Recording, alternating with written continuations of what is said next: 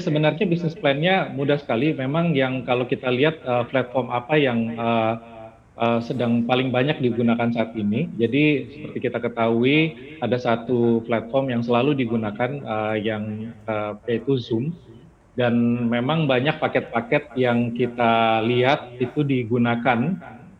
Ada dua, satu yang fungsinya sebagai webinar dan kemudian satu adalah yang bisa dibilang virtual meeting.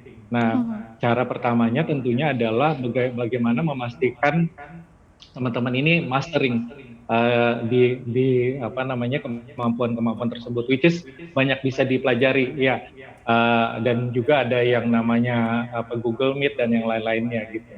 Jadi proses awalnya adalah sebenarnya kita mengetahui bagaimana lika-liku dalam hal virtual meeting, karena banyak kita sadari nggak mudah juga eksis untuk mengetahui itu. Tetapi yang paling good point-nya adalah modalnya murah sekali gitu ya. Nah, gimana tuh Pak, bisa dielaborasi nggak Pak, modalnya tuh seberapa besar dan untuk apa aja sih sebenarnya? Karena kan kita bicaranya jasa ini ya Pak, I.O. gitu, beda dengan kalau kita berbisnis untuk perdagangan barang begitu.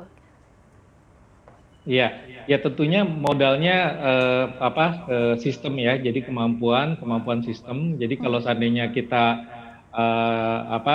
dan tentunya kemampuan IT yang belajar sedikit gitu ya, nggak harus IT banget, tetapi kemampuan untuk belajar mengetahui teknik-teknik dan do and don't seperti yang barusan saya alami ya. Jadi kita nggak pernah expect gitu ya, tadi misalnya preparation-nya sesuatu yang sudah kita siapkan ternyata kurang gitu. Jadi memang ada hal-hal yang totally different eksis dalam mengadakan event yang biasa dan event yang virtual seperti itu. Lebih didetilkan lagi Mas Panca, apa aja sih alat-alat atau mungkin sarana prasarana yang dibutuhkan untuk mengadakan seminar virtual begitu Mas Panca? Beda kan tentunya dengan seminar offline ya kan Mas Panca? Ya betul sekali. Jadi sebenarnya modalnya adalah pertama tadi mengenai kita sistem yang kita pelajari itu nomor satu, dan kemudian yang kedua adalah peralatan yang mendukung seperti kamera, lighting, yang basic saja gitu ya.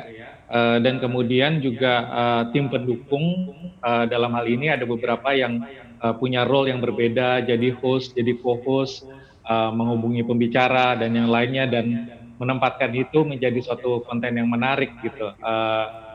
Dan tentunya ini menjadi sesuatu yang menjadi modal dasar gitu ya, karena tidak seperti event offline kita memerlukan banyak sekali orang. Ini kebetulan kebutuhan orangnya nggak terlalu banyak, mungkin sekitar 3, 4, 5 orang itu bisa untuk memulai virtual I.O. saat ini.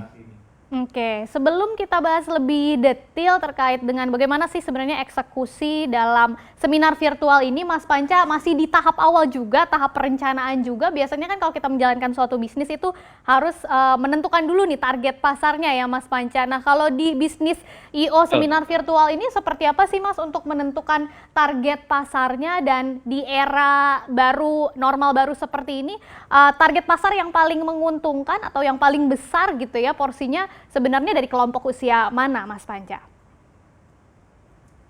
Ya, jadi memang yang paling banyak tentunya kalangan anak muda ya, karena punya banyak waktu, mungkin range-nya between 17 sampai 45 tahun, bahkan sampai 50 tahun.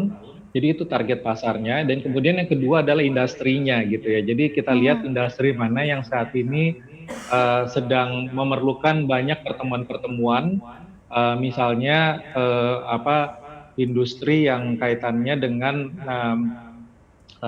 insurance, kemudian banking, kemudian pelatihan, dan kemudian juga di kami sendiri ada beberapa kegiatan-kegiatan yang menarik. Misalnya kami membuat virtual concert gitu, itu bisa dilakukan juga eksis.